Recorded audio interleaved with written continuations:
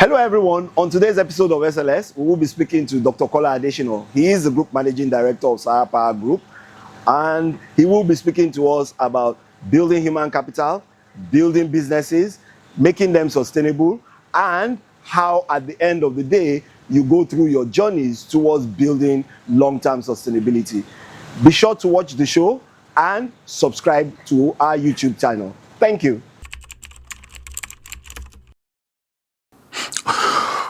Okay, what a loaded question. Let me try and see if I can do justice in 2 minutes. One, I didn't choose my profession nor my university. University of Lagos chose me, I must say. And of course, I planned and prayed to go to Unilag far earlier, 3 years earlier or 4 years earlier or so. But eventually, here I went to University of Lagos. Professor Tadia Ino, then Dr. Tadia Ino, and then Dr. Rafa Kifeleye were quite instrumental into ensuring that not only was I in Unilag, but I took insurance as a course. Of course, I actually didn't know that the insurance was a course of study in University of Lagos as at that time. Accounting was my interest, but law was my primary love. But my father didn't want me to study law, believing that lawyers are fetish, that he's not going to do any fetish stuff to preserve my profession. So, but again, I had to accept because it's my father. So I went to study eventually insurance. So University of Lagos chose me. I didn't choose University of Lagos, I would say, and I got into insurance. Of course, over the years, and I realized that insurance was so central in the development of society around risk management, risk transfer, and all that. Man, by nature, we face different risks every day in our lives. So that helped substantially. But over time, I actually had to go back to school to study my master's in business. And of course, I eventually went to study a course I consider most essential, more than any in my journey, and that's Masters in International Law and Diplomacy, same University of Lagos. I had a more global view of life and how things are done. And I realized the essence of diplomacy from a relationship building perspective, which incidentally has been one of the planks I've been standing on, knowing that building relationship is a critical element in building a profile, in building a nation, in building an institution, and the society at large. That has been something that I would never, ever, in any way or manner, diminish in terms of value to my journey. Beyond that is the fact that I studied insurance. I lectured as well on the side, but in insurance, again, insurance gave birth to energy for me, because here I was selling my insurance to Sahara Energy, the early days of the life of the organization. And after a while, they felt there was symbiosis in the way I did sell insurance to them. And here I am today, a partner, a director, a key leader in the organization. And of course, for me, joining Sahara, I realized very early on that selling papers or even crude or product, yes, very rich, profitable, and vital to national development. There is something far more central than doing just that. Of course, electricity became the area of interest. And that became an area of interest because, again, I naturally study patterns and trends. And one of the things that got revealed to me is the fact that because there is this huge deficit within the electricity space, where you have Africa with 600 million people that are in the dark, 90 million Nigerians in the dark, that's a place where any good entrepreneur should put their effort and energy. So, and that's what we've been doing in the last couple of years, and I can guarantee that will truly not just bring energy to life, will bring life to energy. Okay, just like I mentioned earlier, early on, I was able to realize that we have a significant deficit in terms of access to power in Nigeria.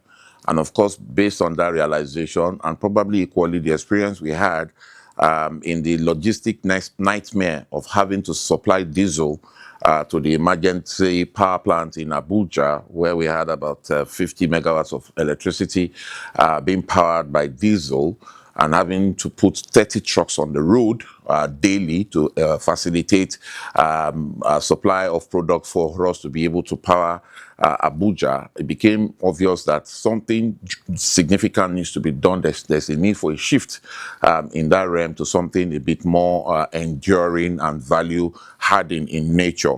Of course, that's led us into the investment in the acquisition of the power plant, EGMI, first independent power plant, and now we have a total capacity of about 2,700 megawatts under our belt. Of course, it wasn't very easy, but again, because that deficit is still there, largely there today, that means that something needs to be done, and who else would do it but us? I've never been part of the group of people that like to criticize without offering a solution. I love to see criticism backed with solutions being offered. Complaining or complainers, they don't have medals in any way or form. So I felt it's nice and useful for us as an organization to not only just make money, but let's make sense out of Africa. God created us for a purpose, and the purpose of creation is for us to go and multiply.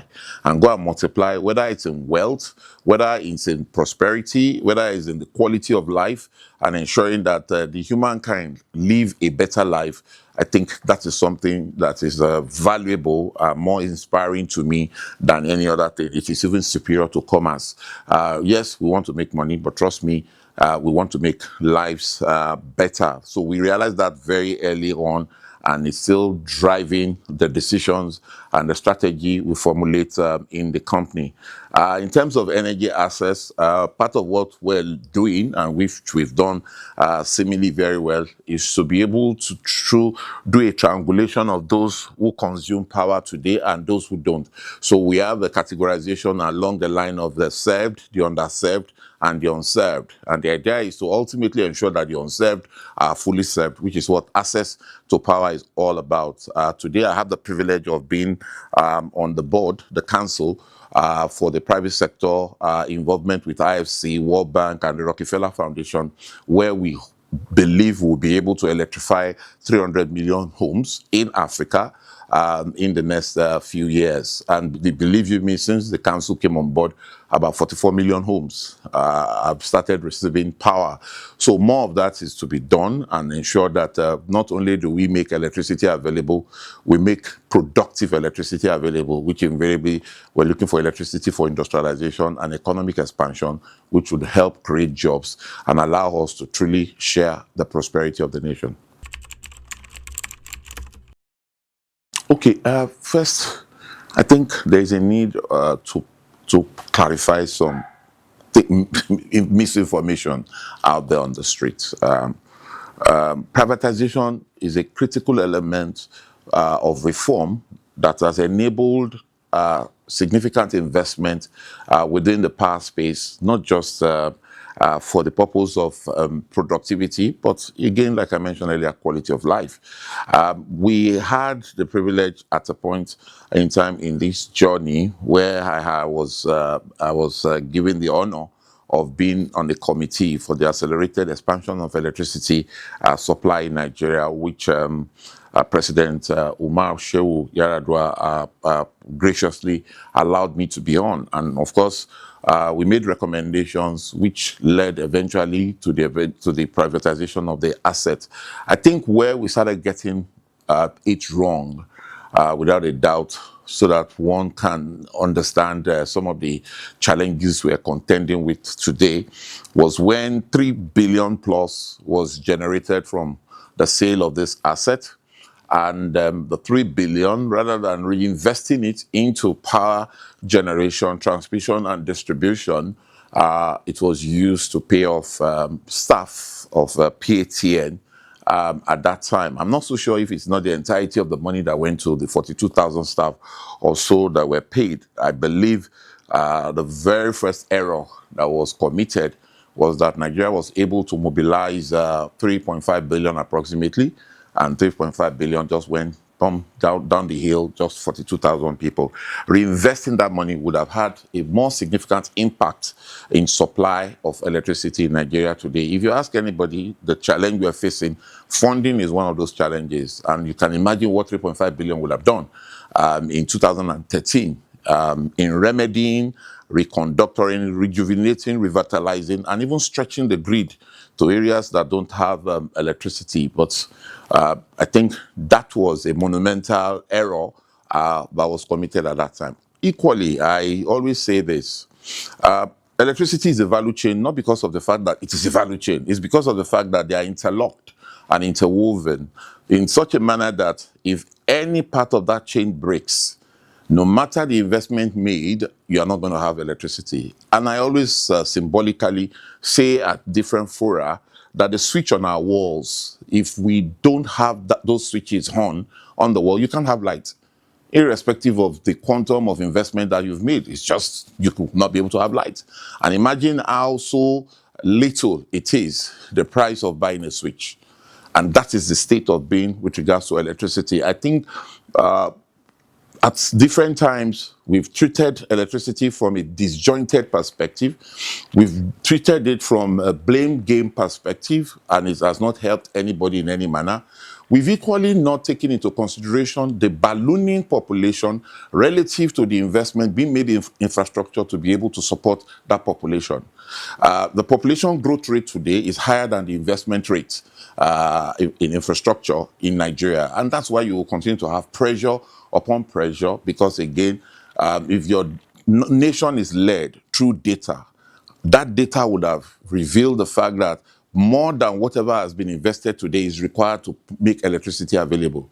Now, unfortunately, as a private sector, we're not wired to just only provide social services. We are economic animals.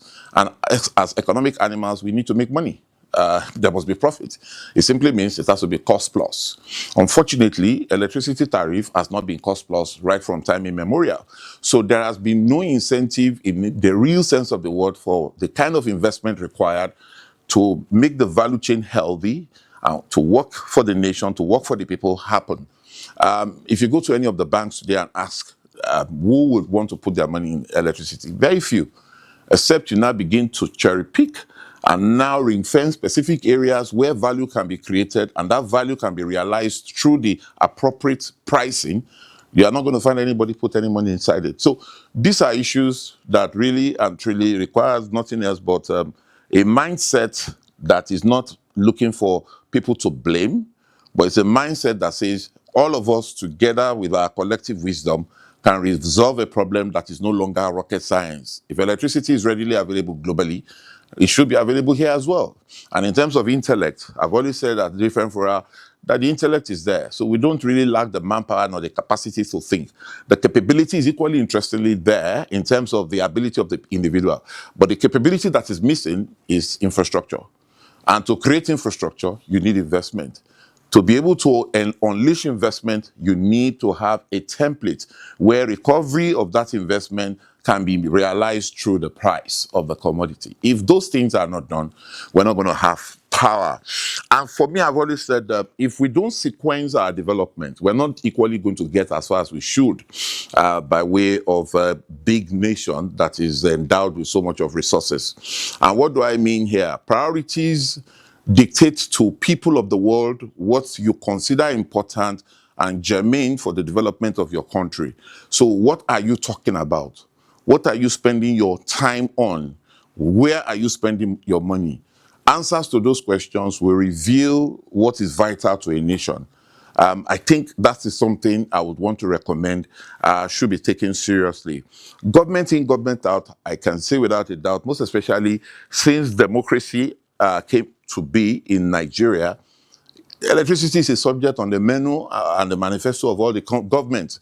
But again, the decisions and actions taken, the question is, are they likely to produce the outcome we want to see?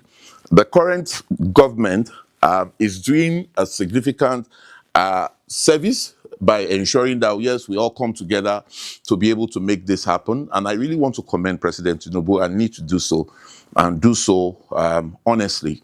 The legacy debt, which is one of the things impairing investment, is now being discussed, and money is being set aside to be able to pay for those legacy debts that were not incurred by even his own administration. I think if you know the quantum of money we're talking about, even if it's 4 trillion, even if it's 6 or 7, whatever, this president has decided that that needs to be dealt with. Now, those are things and signals that the investors globally are looking for, because each time they ask some of us who invested day one, how much we're being owed, and they hear those figures, there is no way they would want to put their money in such a business. So it's very critical and important that the thing the president has done needs to be applauded, and applauded by all and sundry. Now, beyond legacy debt, now the here and now and the future are conversations I know that needs to take place. And I believe ultimately Nigeria will have electricity using the various sources of power that is available. Whether it's grid, whether it's mini grid, whether it's off grid, any name so-called renewable and non-renewable, we will have to put all these things together to ensure that truly what God said at the outset of humanity, let there be light, will become a reality. Okay, like I mentioned earlier, I think the idea is to use all sources, pulling the resources from all sources together to ensure that there is light. Now, the environment is key. Without the environment, we're all dead. So the question is, how do we preserve the environment whilst we're growing within the environment? And which is what the ESG initiative is all about. Thankfully, in Africa, we're not a big contributor to the ozone layer, the depletion of the ozone layer, and the crisis associated with the kind of things we put in the environment. But be that as it may, I think part of what we need to do quickly is to ensure that the rural areas, the rural communities are not left out of the development plan for Africa. And this is one of the things we're doing in Mission 300. And in doing so is to ensure that in those areas where the grid cannot reach, we would ensure that they have electricity through all the renewable sources readily available, whether it's wind, whether it's solar, or mini grid, or any other thing that will not in any way impair the environment negatively. So it's a combination of many things happening together. But then again, I've always said that using gas as a transition fuel is a critical element in achieving our energy access agenda for Africa. We have abundant gas. Let's quickly harmonize resources, get those resources together, mobilize them, and deploy them to be able to ensure that not only we power homes, but we power industries, create jobs for our people, and truly democratize prosperity. Until we're able to do that, we're not going to go far. Now, education, healthcare, roads, and every other readily usable infrastructure are almost ultimately dependent on energy and electricity. So let's all make that a focal point, drawing the international resources, but making sure, more importantly, the domestic opportunities and the resources we have in-house, they are sufficiently good enough to make sure that the ESG is made possible. I was just thinking and ruminating earlier today upstairs as I was getting ready for this interview, and something struck me, and it struck me so well. Most often, we use philanthropy for the purpose of self-celebration. We want to advertise the number, the figures we're all pushing out there, especially the wealthy, talking in billions and all that. I think really doing good without so much of significant advert will add value, because we're creation of something good. Because at the end of each of the creation, the remark that came out was, we came out very well. And I think it's time those with capacity and resources and wealth, they're able to do so much of good, not just to themselves, but to the environment and the people, by ensuring that the opportunities we all leverage on to be who we are others have access to those opportunities. And it simply means, look, you don't have to really advertise and make so much noise around the good you're doing. Just do it because you are human. And because you are human, your creation of good, do good. For those who still want to advertise for whatever reason, please advertise it, but spend that money in those areas where ESG can be sufficiently, adequately, and truly promoted. A good question, very deep, undoubtedly. The point is this, from a personal note, which is very important.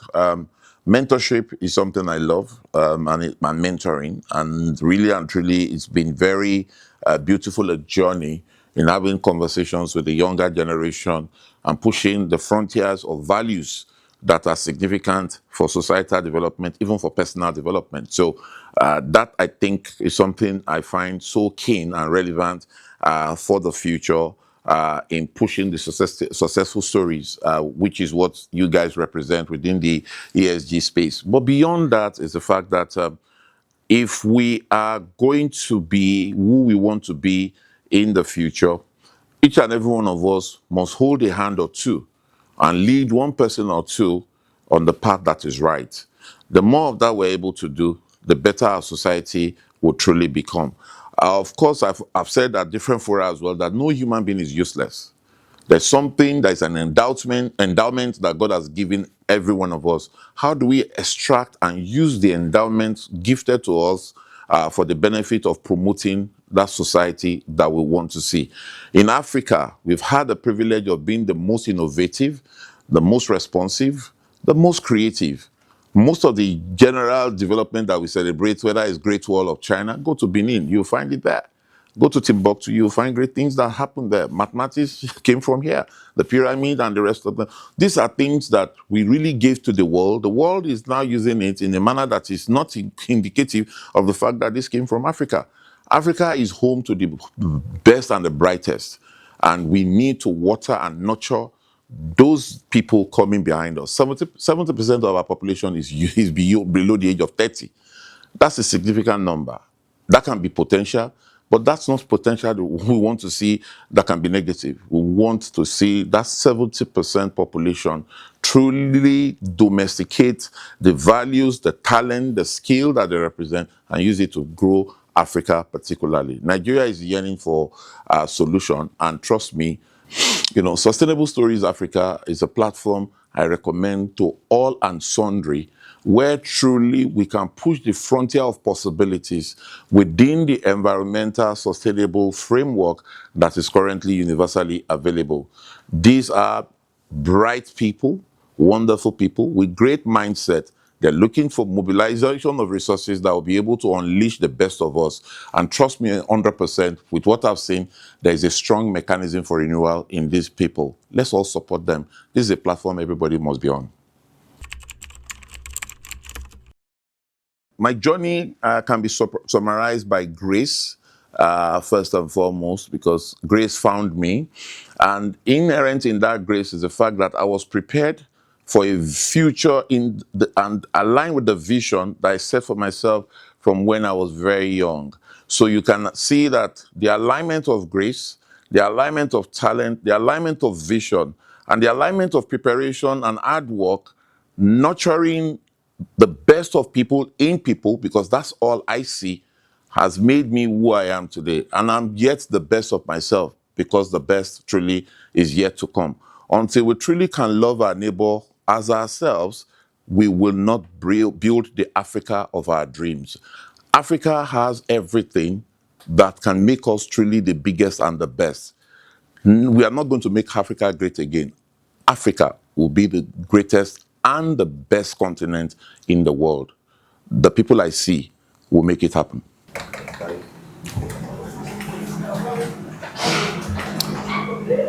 On this episode of our Sustainability Leadership Series, we were able to speak to Dr. Kola Adesina, the Group Managing Director of Sahara Power Energy.